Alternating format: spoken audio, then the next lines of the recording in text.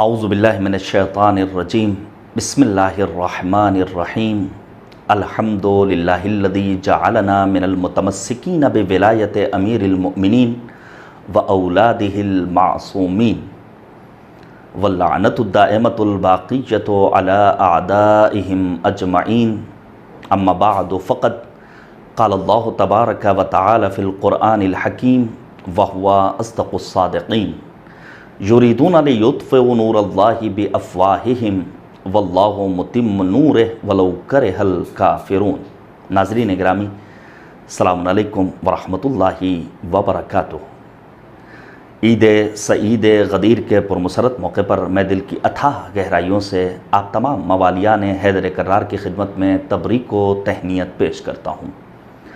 رب کریم کی بارگاہ میں دعا ہے معبود ہم سب کو غدیر فہمی کا شعور عطا کرے اور مولائے غدیر امیر المؤمنین حضرت علی مرتضیٰ علیہ السلام کے تعلیمات و ارشادات و فرمودات کو عملی جامہ پہنانے کی توفیق کرامت فرمائے۔ بڑی بابرکت عید ہے، اسلام کی عید سعید غدیر۔ اس حد تک اہمیت ہے کہ ایک سنی محقق عبداللہ العلیلی نے سن 1380 میں لبنانی ریڈیو سے گفتگو کے دوران یہ بیان فرمایا تھا، ان عید الغدیر جزء من الاسلام فمن انکرہ فقد انکر الاسلام بالذات۔ عید غدیر اسلام کا ایک جز، ایک اٹوٹ بندھن، جس نے غدیر کا انکار کیا اس نے گویا اصل اسلام کا انکار کیا۔ رب کریم کا شکر ادا کرتے ہیں کہ اس نے ہمیں غدیری قرار دیا، اس نے ہمیں مولائی بنایا۔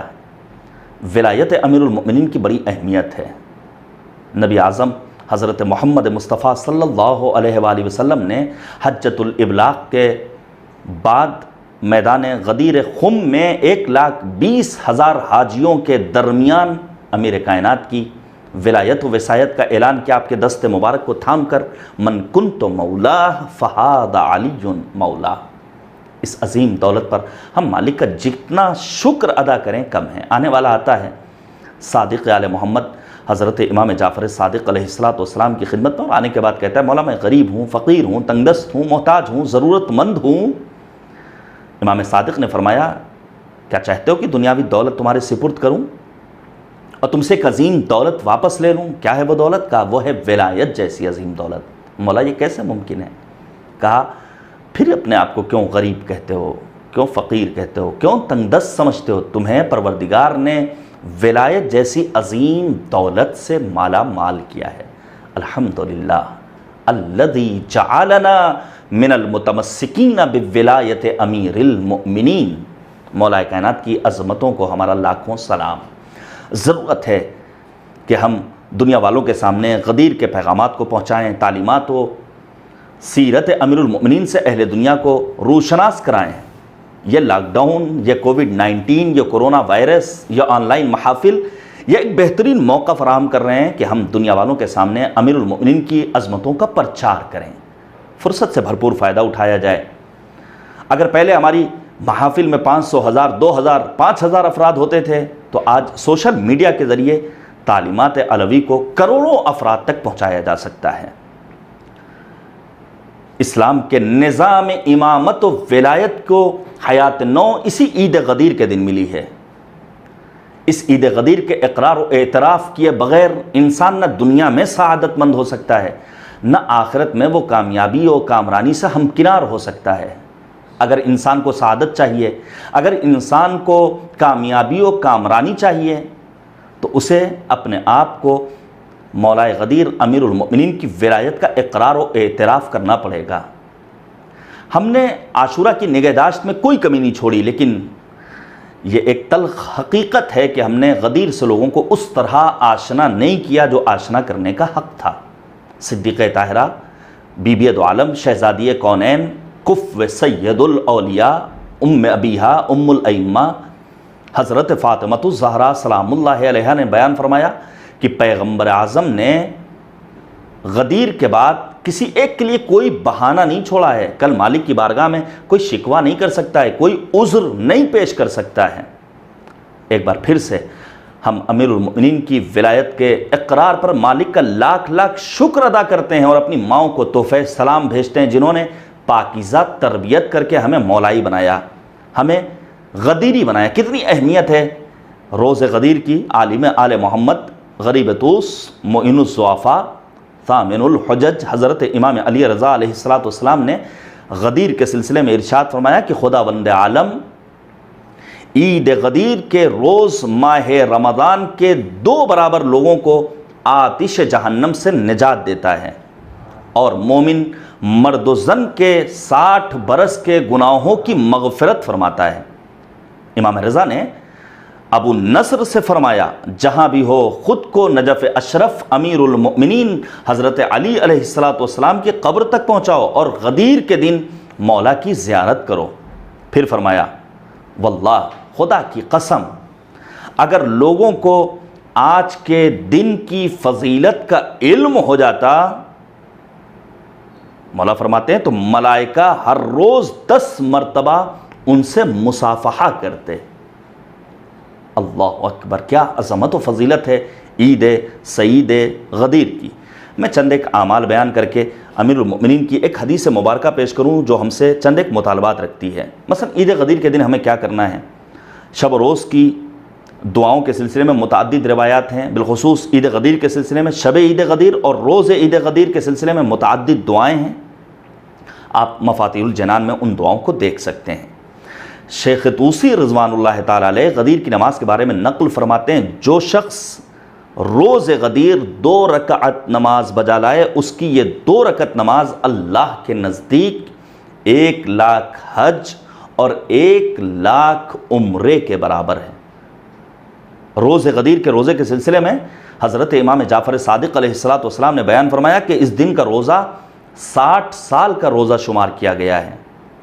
امام علی رضا علیہ السلام روز غدیر کے سلسلے میں فرماتے ہیں کہ غدیر کا دن محمد و آل محمد علیہ السلام پر کثرت سے درود و صلوات بھیجنے کا دن ہے۔ کچھ نہیں کر سکتے تو صلوات تو بھیج سکتے ہیں، اللہم صلی علی محمد و آل محمد وعجل فرجہم۔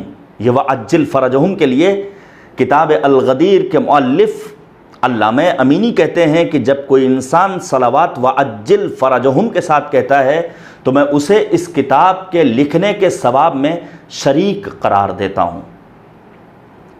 امام جعفر صادق علیہ السلام فرماتے ہیں کہ غدیر کے دن زوال آفتاب کے وقت غسل کرنا مستحب ہے۔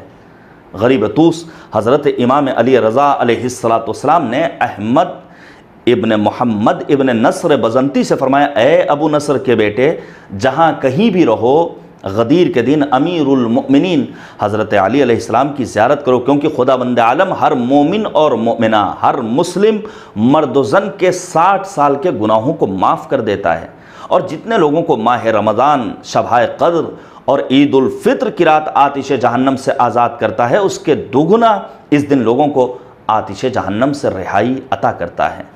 متعدد اعمال ہیں، مختلف زیارتیں ہیں، 3 مخصوص زیارتیں کم از کم نقل ہوئی ہیں، جن میں سے ایک امام علی نقی علیہ السلام کی تعلیم کردہ زیارت ہے، زیارت امین اللہ، جو کہیں بھی رہ کر کے پڑھی جا سکتی ہے۔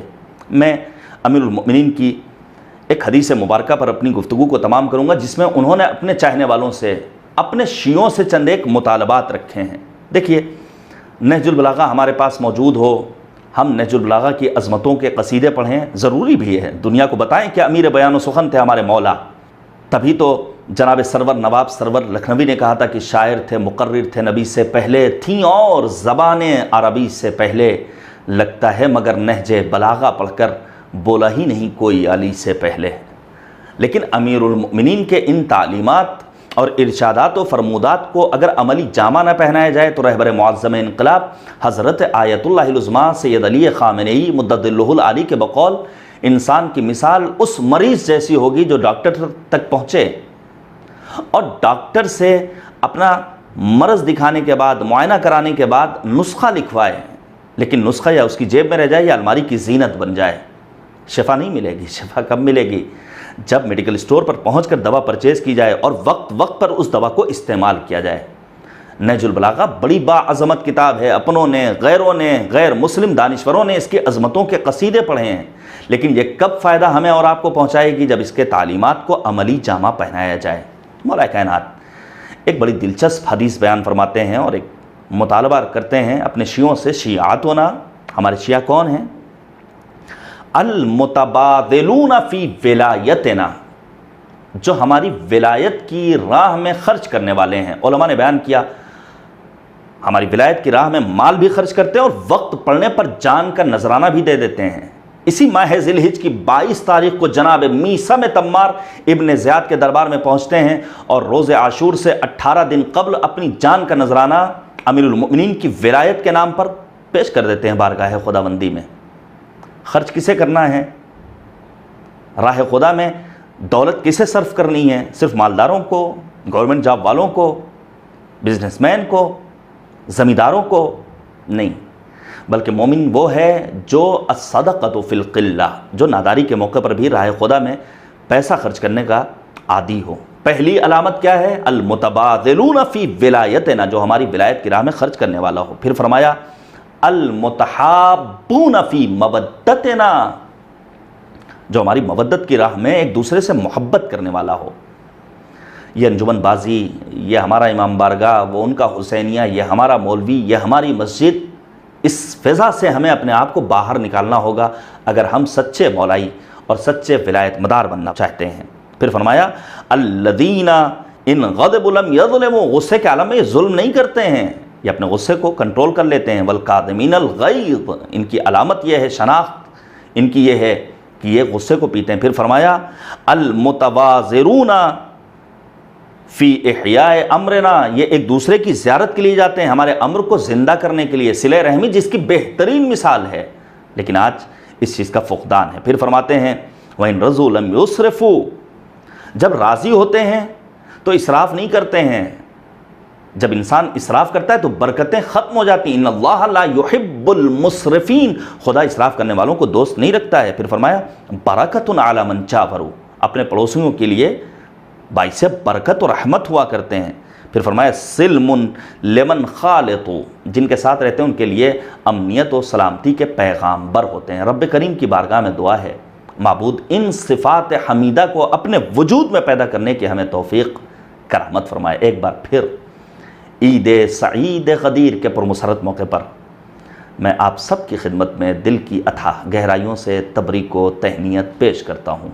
خدا حافظ۔